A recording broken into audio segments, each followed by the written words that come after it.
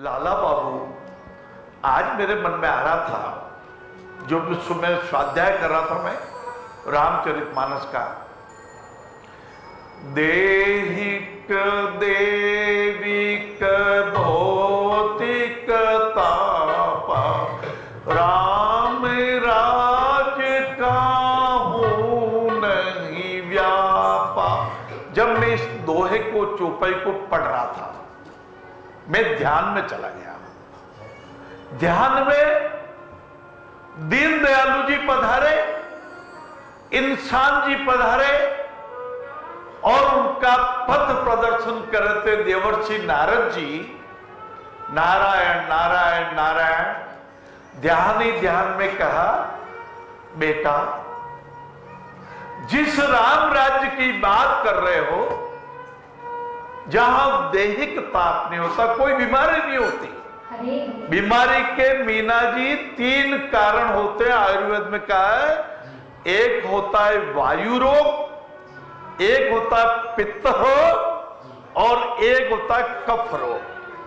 तो एक ऐसी पृथ्वी हमारे आकाश गंगा में जो शुभ पृथ्वी है, मंगलकारी पृथ्वी, वहां कोई बीमारी नहीं होती। देवर्षि नारद जी ने कृपा करके कहा, मानव तू क्यों चिंता करता है, इसी पृथ्वी पर वो शुभ पृथ्वी के परिणाम आने वाले हैं। इसी पृथ्वी पर वो शुभ पृथ्वी के दीन दयाल जी पधारने वाले हैं। इस पृथ्वी पर शुभ पृथ्वी के ऐसे इंसान जी आने वाले हैं कि बीमारियां मिटेगी, अमंगल मिटेगा, क्रोध मिटेगा, क्योंकि क्रोध रूपी पिशाच पढ़ रहा था, लहमों ने खता की, सदियों ने पीड़ा पाई। एक क्षण का क्रोध परिवार को तबाह कर देता। ना बाबू ना, भगवान के जब कलश चढ़े, बोलियां लगाना ही चाहिए। धन्यवाद उन बोलियां लगाने वालों को।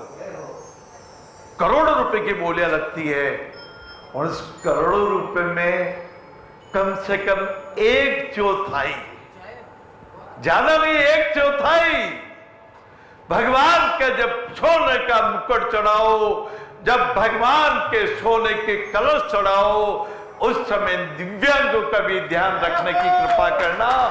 25%, 1/4 इन दिव्यांगों के पैरों को भी ठीक करा देना।